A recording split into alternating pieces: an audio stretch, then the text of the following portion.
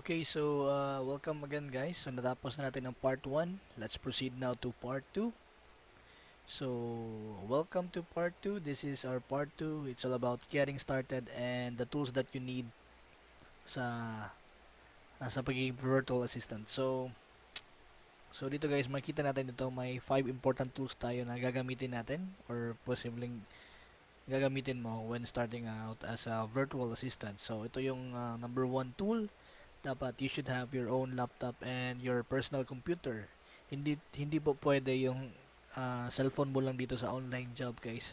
So dapat may laptop ka and your personal computer. Next is dapat may internet connection ka. Hindi rin pwede dito yung 4G ka lang or LTE kasi nga you're working sa and it needs a lot of para bang internet connection talaga, especially if your work is customer service or if you're an online teacher, so you really need an internet connection sa bahay nyo. Okay, so number 3 is ano bang mga bank na gagamitin natin sa online jobs. So dito ko yun i-discuss, guys. Number 4 is yung PayPal account. So ano ba yung PayPal account? Paano ba mag-register ng PayPal account? I-discuss natin yan, guys. And tool number 5 is money. Pero optional to nakalagay dito, guys, kasi nga pag may pera na kayo, then it's really easy for you to start this business. Pero kung wala ka pang pera, then I'll let you know kung magkano bang budget mo dapat when starting as a virtual assistant. Okay, so let's proceed. So tool number 1.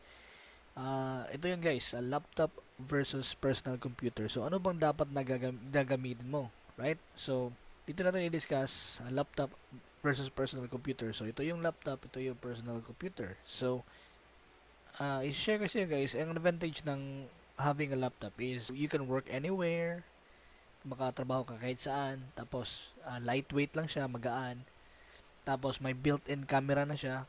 So, hindi mo na kailangan bumili ng webcam kasi nga may built-in camera na siya.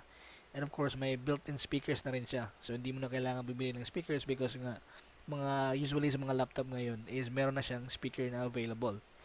And the disadvantage about this is medyo expensive lang talaga yung gamitin yung laptop natin. Kasi nga recommended ko na laptop is maybe around 25,000 and up. Kasi pag bibili ka ng laptop na 25,000 below, hindi talaga siya magla-last long. So, it really depends on the budget rin. And the disadvantage about this, small screen lang siya. So, hindi mo masyado ma-appreciate yung mga images or kung ano bang tinatrabaho mo. Medyo maliit din yung text.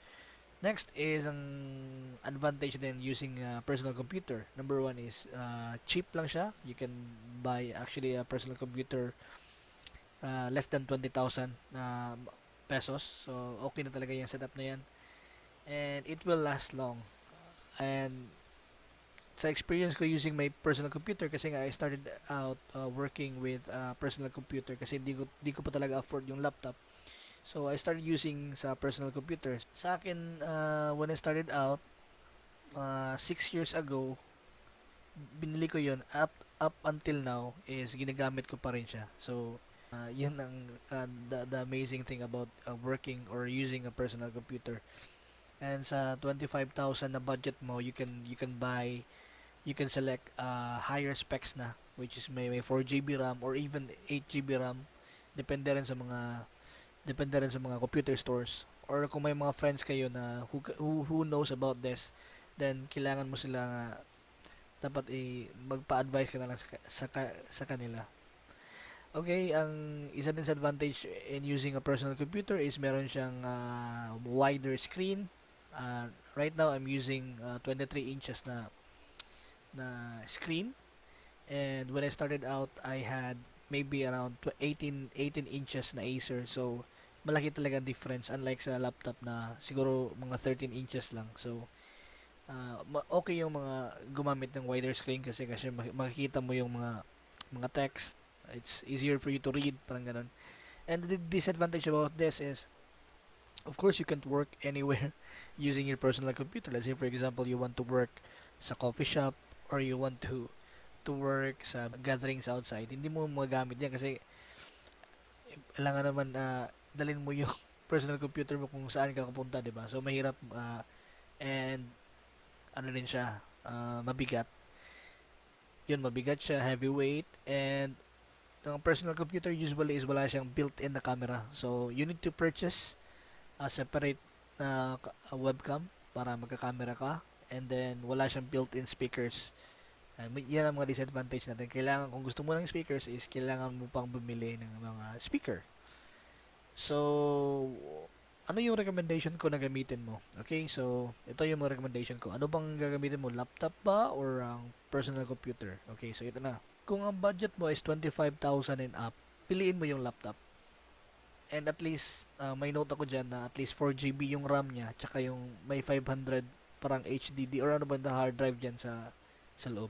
Kasi nga, kasi for me, yung laptop kasi, if you're going to purchase a laptop na under 25,000 or under 20,000, medyo, ano yun, medyo mababa yung specs nila. So, I tried it kasi when my wife bought this laptop na parang around 21,000. Hindi nga, siguro hindi mo umabot ng 3 years. Kasi nga, medyo, ano na siya eh, medyo weak yung system niya talaga. So, if your budget is way above 25,000, then I would really suggest na to buy a laptop. But if your budget is below that amount, then I would really recommend using personal computer. So, ito na yung personal computer, guys. So, choose a personal computer if your budget is 20,000 and lower. So, kung ang budget mo is 20,000 and lower, then choose a personal computer. Hindi rin mo rin pagsisihan yung personal computer, guys, kasi nga based on my experience, I've been using my personal computer since I started out as working as a virtual assistant. And until now, ginagamit ko pa rin siya.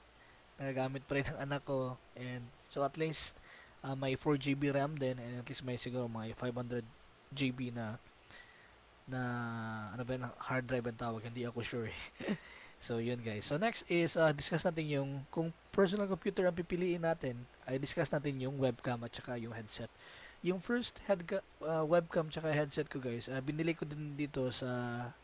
ko sila sa Octagon. Kasi nga, syempre, yun naman ang pinaka-famous na parang computer store dito sa atin sa Pilipinas, diba? So, ang recommended ko na brand is itong A4 Tech. Ang nagustuhan ko sa A4 Tech is, cheap lang siya at the same time nagbibigay din siya ng quality na quality din talaga yung binibigay niya na performance. Yung camera ko na binili ko 5-6 years ago, still ginagamit ko pa rin ito. But now I'm using my laptop now. I'm using MacBook Air 2017. Pero yung webcam na to is ginamit ko na rin. Up until now, gumagana pa rin. So which is good.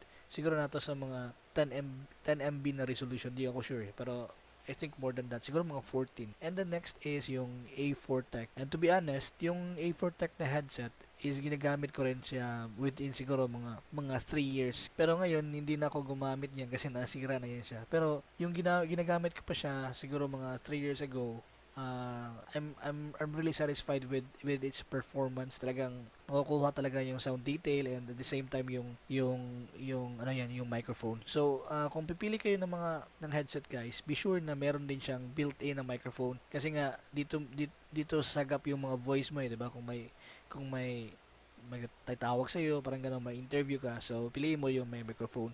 And if you're working as an online teacher, parang mga online teacher or customer service, hindi naman din to ang gagamitin mo sa headset na may mga tinatawag sila na mga noise cancelling. Yun ang mga recommended nila na mga headset. And I think to be honest, wala pa akong idea kung ano ba yung mga brands na ginagamit nila. But if you have any idea kung anong mga brands yun, you can just simply leave a comment sa comment section below para matulungan din natin yung mga classmates nyo dito guys.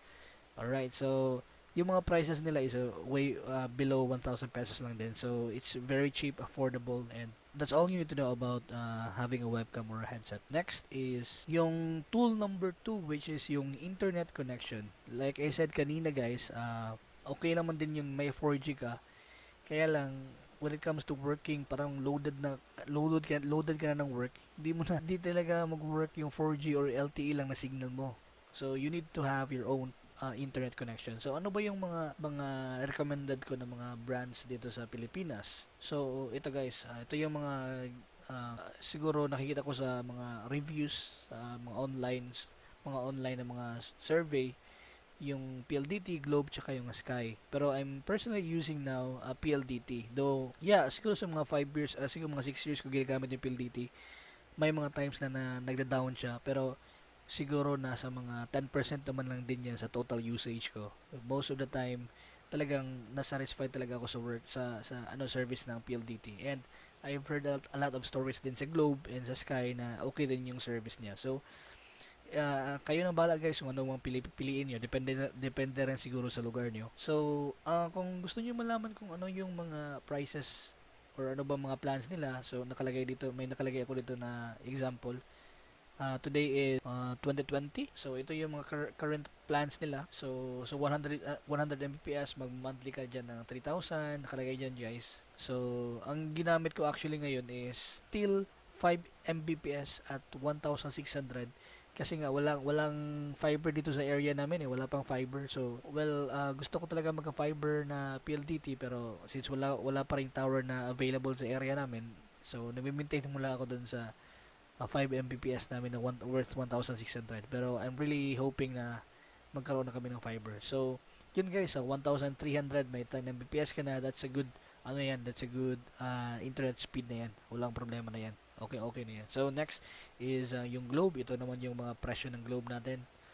So basic lang din. May mga 1.6, mga 1.8. Depende sa inyo guys kung ano bang pipiliin nyo. And ito yung Sky. Personally, hindi ko pa na-experience yung Sky. Na-experience ko ng Globe. Okay yung Globe. Pero yung Sky, hindi ko pa na-experience. Pero I think sa Manila or sa Cebu, parang okay yung Sky nila. Hindi lang talaga ako sure. Pero kung hindi ka sure, siguro pumili ka lang, it's either PLDT or Globe. Alright, so next